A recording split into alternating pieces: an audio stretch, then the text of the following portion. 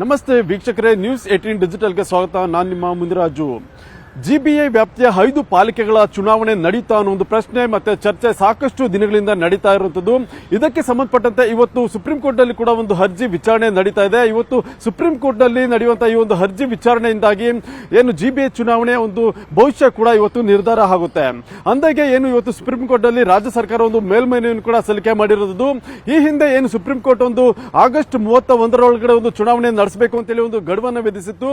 ಈ ಒಂದು ಗಡುವನ್ನು ವಿಸ್ತರಿಸಬೇಕು ಅಂತೇಳಿ ಒಂದು ಮನವಿಯನ್ನು ಮಾಡಿ ಈಗ ಒಂದು ಮೇಲ್ಮನವಿಯನ್ನು ಕೂಡ ಈಗ ರಾಜ್ಯ ಸರ್ಕಾರ ಸಲ್ಲಿಕೆ ಮಾಡಿದ್ದು. ಈ ಒಂದು ಅರ್ಜಿ ವಿಚಾರಣೆ ಕೂಡ ಇವತ್ತು ಸುಪ್ರೀಂ ಕೋರ್ಟ್ ನಲ್ಲಿ ನಡೆಯಲಿದೆ. ಏನು ಈ ಒಂದು ಅರ್ಜಿಗೆ ಸಂಬಂಧಪಟ್ಟಂತೆ ಈಗಾಗಲೇ ರಾಜ್ಯ ಸರ್ಕಾರ ಕೂಡ ಕೆಲವು ಕಾರಣಗಳನ್ನ ಮುಂದೆ ಇಟ್ಟಿರುವಂತದ್ದು. ಆ ಒಂದು ಕಾರಣಗಳಲ್ಲಿ ಪ್ರಮುಖವಾಗಿ ಏನೀಗ ರಾಜ್ಯದಲ್ಲಿ SIR ಪ್ರಕ್ರಿಯೆ ಏನು ನಡೀತಾ ಇದೆ, ಈ ಒಂದು SIR ಪ್ರಕ್ರಿಯೆಗೆ ಸಾಕಷ್ಟು ಏನು ಸಿಬ್ಬಂದಿಗಳನ್ನ ಈಗಾಗಲೇ ನಿಯೋಜನೆ ಮಾಡಲಾಗಿದೆ. ಅದರಲ್ಲೂ ಪ್ರಮುಖವಾಗಿ ಬೆಂಗಳೂರು ನಗರದಲ್ಲಿ ಕೂಡ ಹೆಚ್ಚಿನ ಒಂದು ಸಂಖ್ಯೆಯಲ್ಲಿ ಸಿಬ್ಬಂದಿಗಳನ್ನ ಈಗಾಗಲೇ SIR ಪ್ರಕ್ರಿಯೆಗೆ ನಿಯೋಜನೆ ಮಾಡಿರೋದ್ರಿಂದ ಈಗ ಚುನಾವಣೆ ನಡೆಸೋದಕ್ಕೂ ಕೂಡ ಒಂದು ಏನು ಸಿಬ್ಬಂದಿಗಳ ಕೊರತೆ ಎದುರಾಗುತ್ತೆ ಅಂತೇಳಿ ಈಗ ರಾಜ್ಯ ಸರ್ಕಾರ ತನ್ನ ಒಂದು ಅರ್ಜಿಯಲ್ಲಿ ಉಲ್ಲೇಖವನ್ನು ಕೂಡ ಮಾಡಿರೋದು. ಹಾಗಾದ್ರೆ ರಾಜ್ಯದಲ್ಲಿ SIR ಪ್ರಕ್ರಿಯೆ ಮತ್ತೆ ಅದರಲ್ಲೂ ಬೆಂಗಳೂರಿನಲ್ಲಿ ಯಾವ ರೀತಿ ನಡೀತಾ ಇದೆ ಮತ್ತೆ ಎಷ್ಟು ಸಿಬ್ಬಂದಿಗಳ ಒಂದು ಅವಶ್ಯಕತೆ ಇದೆ ಅನ್ನೋದನ್ನ ನೋಡೋದಾದ್ರೆ, ಬೆಂಗಳೂರು ನಗರದಲ್ಲಿ ಸುಮಾರು 1,03,00,000ಕ್ಕೂ ಹೆಚ್ಚಿನ ಒಂದು ಮತದಾರರಿದ್ದಾರೆ. ಮತ್ತೆ ಸುಮಾರು 40 ಲಕ್ಷ ಮನೆಗಳನ್ನ SIR ಮಾಡಬೇಕಾಗುತ್ತೆ. ಆ ಸಲುವಾಗಿ ಈ ಒಂದು SIR ಪ್ರಕ್ರಿಯೆಗೆ ಒಂದು ದೊಡ್ಡ ಮಟ್ಟದ ಒಂದು ಏನು ಸಿಬ್ಬಂದಿಯನ್ನು ಕೂಡ ನಿಯೋಜನೆ ಮಾಡಬೇಕಾದಂತ ಒಂದು ಅವಶ್ಯಕತೆ ಇರೋದ್ರಿಂದ ಈಗ ದಿಢೀರನೆ ಮತ್ತೆ ಆಗಸ್ಟ್ 31 ಒಂದು ಜಿಬಿಎ ಚುನಾವಣೆ ನಡೆಸೋದಕ್ಕೆ ಒಂದು ತಯಾರಿ ಏನಾದರೂ ಮಾಡಿದ್ರೆ ಆಗ ಸಿಬ್ಬಂದಿಗಳ ಕೊರತೆ ಕೂಡ ಎದುರಾಗುತ್ತೆ. ಆ ಸಲುವಾಗಿ ಈಗ ಏನು ಸುಪ್ರೀಂ ಕೋರ್ಟ್ ಒಂದು ಗಡುವನ್ನು ನೀಡಿದೆ, ಆ ಒಂದು ಗಡುವನ್ನ ಡಿಸೆಂಬರ್ 31 ತನಕ ಒಂದು ವಿಸ್ತರಿಸಬೇಕು ಅಂತೇಳಿ ಒಂದು ಮನವಿಯನ್ನು ಕೂಡ ಈಗ ರಾಜ್ಯ ಸರ್ಕಾರ ಮಾಡಿಕೊಂಡಿರೋದು. ಆದ್ದರಿಂದ ಈಗ ಏನು ಇವತ್ತು ಸುಪ್ರೀಂ ಕೋರ್ಟ್ ನಲ್ಲಿ ಒಂದು ಅರ್ಜಿ ವಿಚಾರಣೆಯನ್ನು ಬರ್ತಾ ಇದೆ. ಈ ಒಂದು ಸಂದರ್ಭದಲ್ಲಿ ಕೂಡ ರಾಜ್ಯ ಸರ್ಕಾರದ ಒಂದು ಅರ್ಜಿಯನ್ನ ಸುಪ್ರೀಂ ಕೋರ್ಟ್ ಪುರಸ್ಕರಿಸುತ್ತಾ ಅಥವಾ ಯಾವ ರೀತಿ ಒಂದು ತೀರ್ಮಾನ ತೆಗೆದುಕೊಳ್ಳುತ್ತೆ ಅನ್ನೋ ಒಂದು ಕುತೂಹಲ ಕೂಡ ಈಗ ಉಂಟಾಗ್ತಾ ಇದೆ.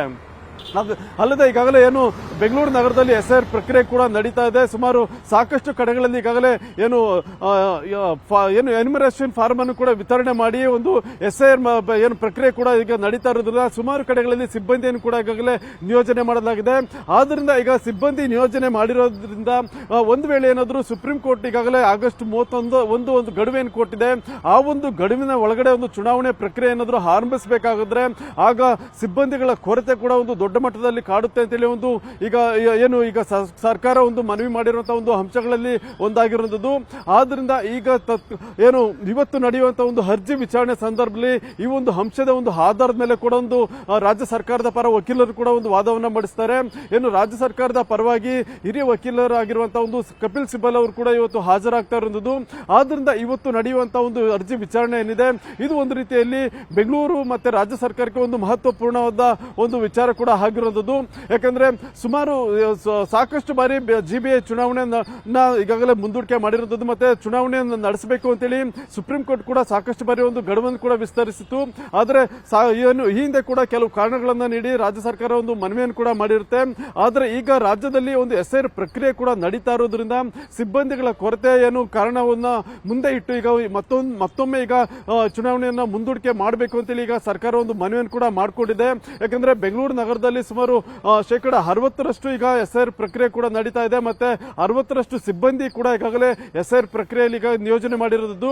ಆದ್ರೆ ಚುನಾವಣೆ ಏನಾದರೂ ನಡೆಸಬೇಕಾದ್ರೆ ಮತ್ತೆ ಸಿಬ್ಬಂದಿಗಳ ಕೊರತೆ ಉಂಟಾಗುತ್ತೆ. ಅದರಿಂದ ಅಟ್ ಎ ಟೈಮ್ ಎರಡನ್ನು ಕೂಡ ಮಾಡೋದಕ್ಕೆ ಕಷ್ಟ ಕೂಡ ಆಗ್ಬಹುದು ಅಂತೇಳಿ ಈಗ ಒಂದು ತಮ್ಮ ವಾದವನ್ನು ಕೂಡ ಇವತ್ತು ಮಂಡಿಸೋದಕ್ಕೆ ಮುಂದಾಗ್ತಾ ಇದ್ದಾರೆ.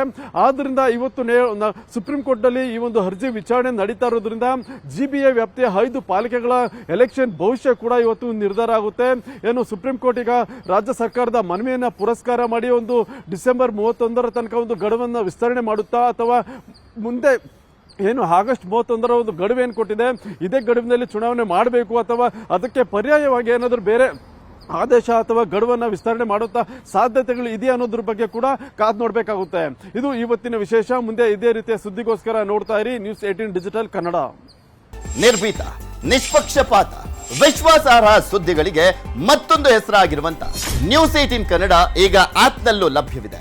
ದಯವಿಟ್ಟು ಇಲ್ಲಿರುವ QR ಕೋಡ್ ಅನ್ನ ಸ್ಕ್ಯಾನ್ ಮಾಡಿಕೊಂಡು ಆಪ್ ಅನ್ನ ಡೌನ್ಲೋಡ್ ಮಾಡೋದಕ್ಕೆ ಮರಿಬೇಡಿ. ನಿಮ್ಮ ಬೆಂಬಲ ಹೀಗೆ ಸದಾ ನಮ್ಮೊಂದಿಗಿರಲಿ. ಧನ್ಯವಾದ.